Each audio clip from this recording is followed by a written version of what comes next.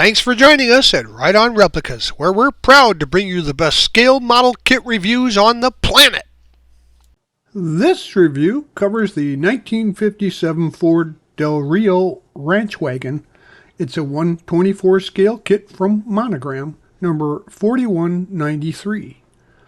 Now, the station wagon was designed to take passengers from the train station to their destination, and it quickly evolved into a family transport by the choice of millions of Americans. Now, the 57 was offered in both 4-door and 2-door versions. Now, this kit was recently re-released by Revell as a 2-in-1 stock and custom kit with custom parts that were newly tooled. Now, this review covers the Monogram version that came out in 2015. It's essentially the same vehicle with the added parts for the custom version. Now, it's a 2-in-1 kit, and it's number 4193, and it was a new mold back then in 15 and a skill level 3, which at that time was for advanced builders. Now, the kit comes with 156 parts molded in white, chrome, clear, and clear red, and includes vinyl tires. You get an option of 2 Rio Wagon version builds in the police package, and also the stock package that comes with it. Now, it has a separate frame to make chassis detailing much easier and more authentic. And when you're done, it's about 8 inches long, 3 inches wide, and 2 3/8 inches high. Here are the decals for the kit, and you can see there's a plethora of police markings there. They have a small carrier, and the register is pretty good. There's also decals for the stock seats, and also even some white walls there for one of those versions. Construction starts with the engine, and they are pretty much flash free, just like the rest of the parts in the kit. So gather these up and we'll assemble the engine. And we'll start by doing some detail painting and a little bit of sub-assembly building. You can paint the engine block and heads oil pan dark red, and you see the metallic colors there along with the blacks, and you also notice the Thunderbird valve covers there, available for the special Thunderbird version of this motor. Now you see some of the accessories and engine items here painted in various colors. You've got a steel colored transmission and exhaust. The starter is black, and you've got the gloss black Thunderbird heads along with the gold colored carb, and the oil filter is white.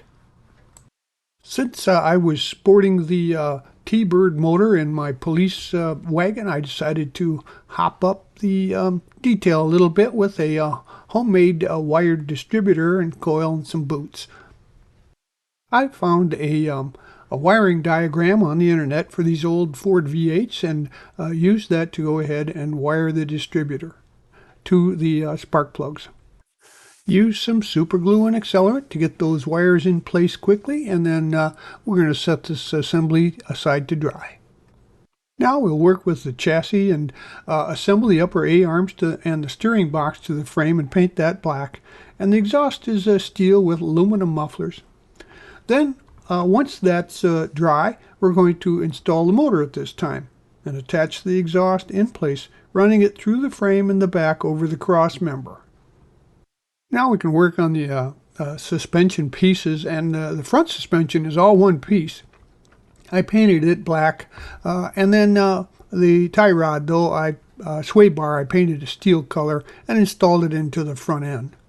And now we can put the rear suspension into place, and make sure that you paint the drive shaft steel and locate that before you install the rear end and the gearbox and leaf springs, and then add the shock mounts, and then we'll move on to the next step. And next we'll gather these pieces to install the frame to the floor pan and detail that.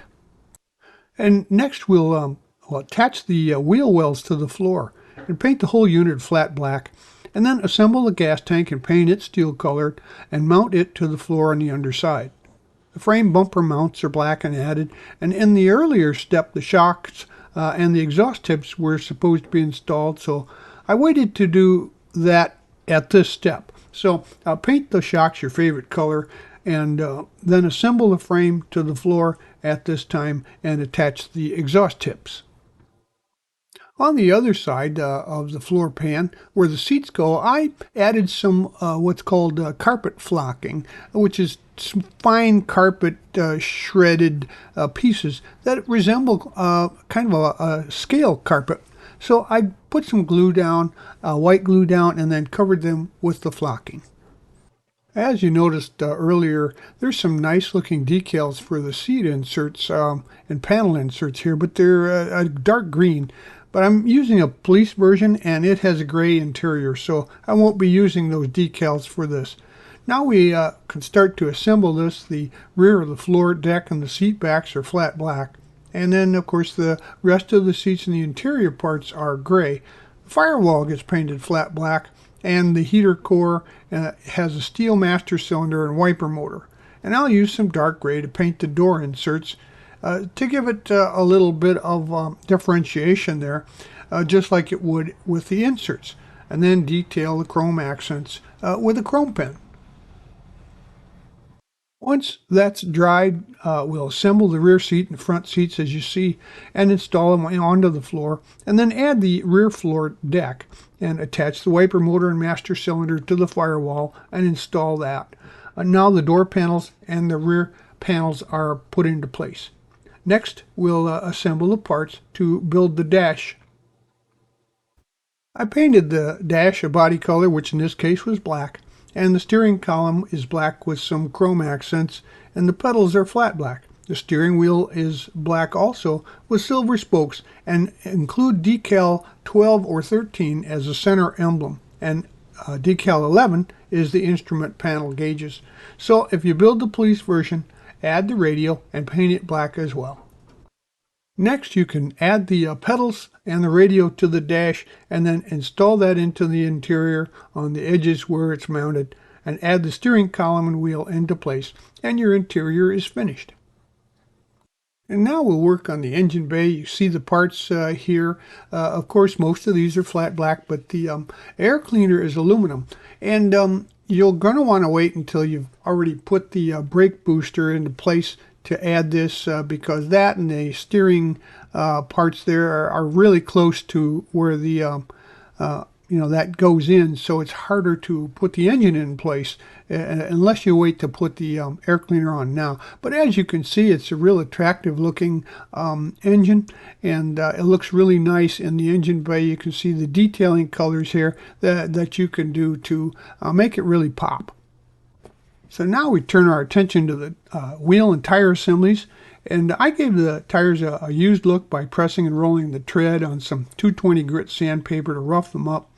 Now paint the rim fronts and back your body color, mine is black, and then slide a pin into the rim back. Then push the rim back into the tire, and then note that the decals for the white walls are available if you want to use them, but as this was a police version, I didn't use those. And then, of course, add the rim fronts.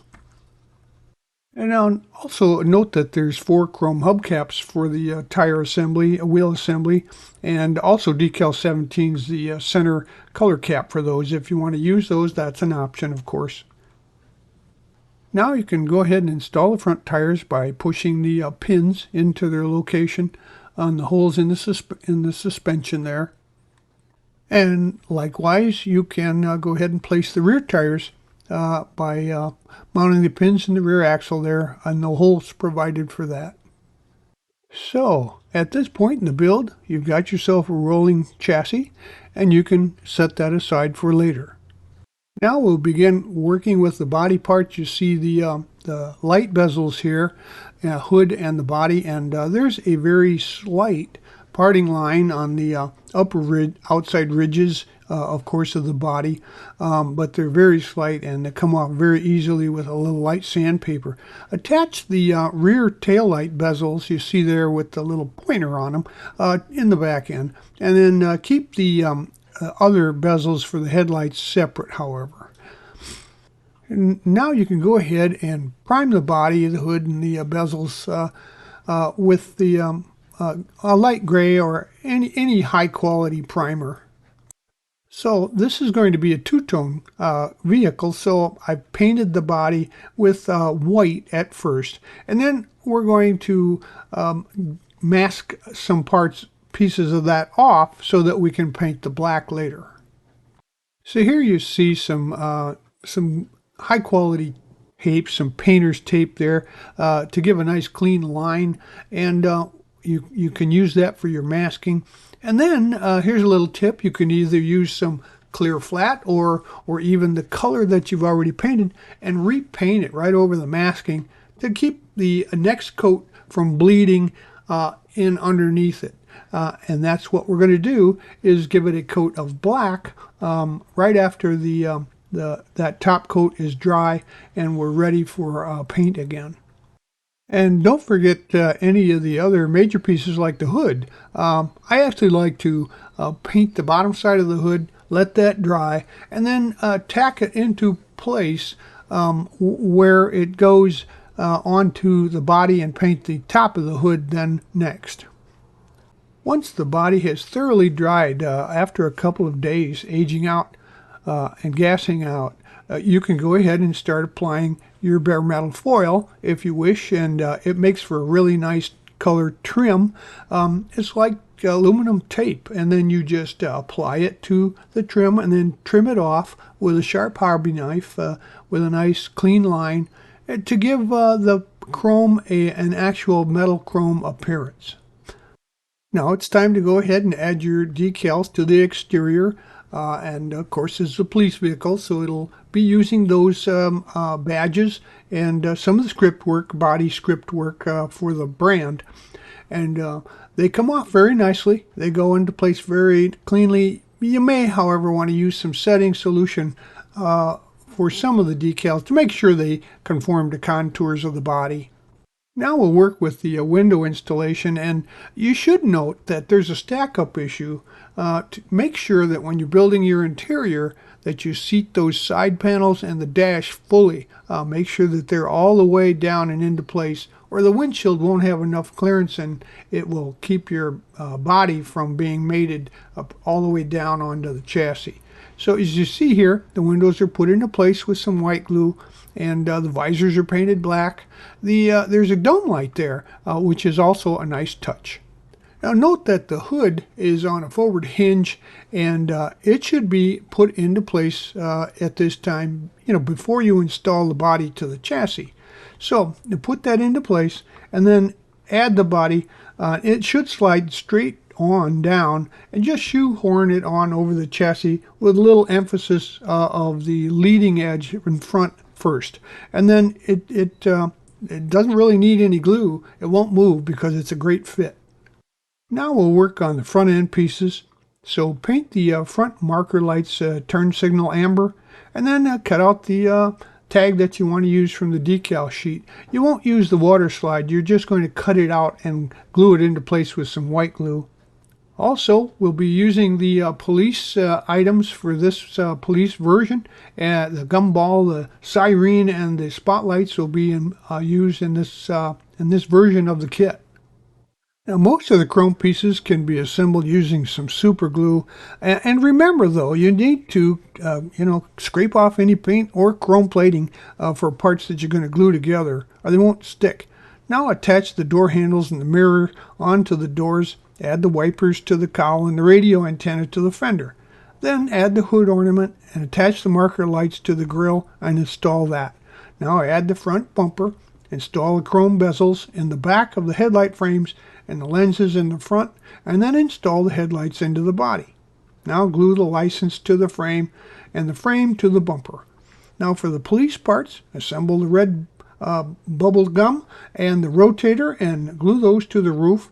and assemble the clear lens and in the spotlight, and then attach it to the driver's fender. Now the red lens is for the siren, and the siren is mounted on the front of the passenger fender.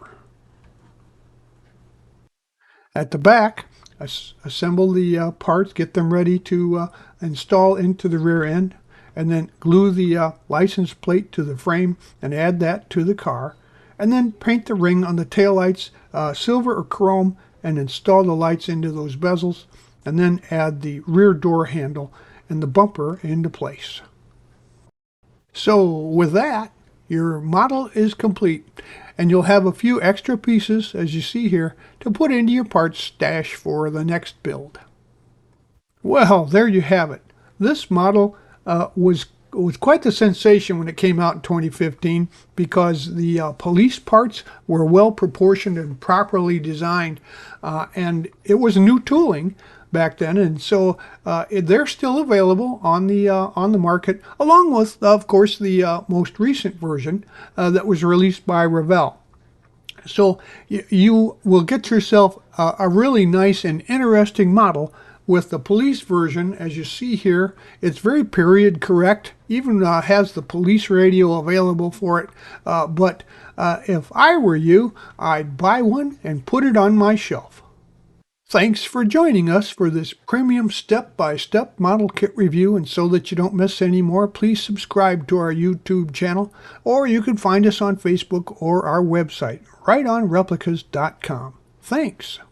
This review is brought to you in part by Ryder's Hobby Shops, where the fun begins. Stop in to one of Ryder's 2 convenient Michigan locations, where you'll find a full range of the latest hobby products, supplies, parts, tools, and paint.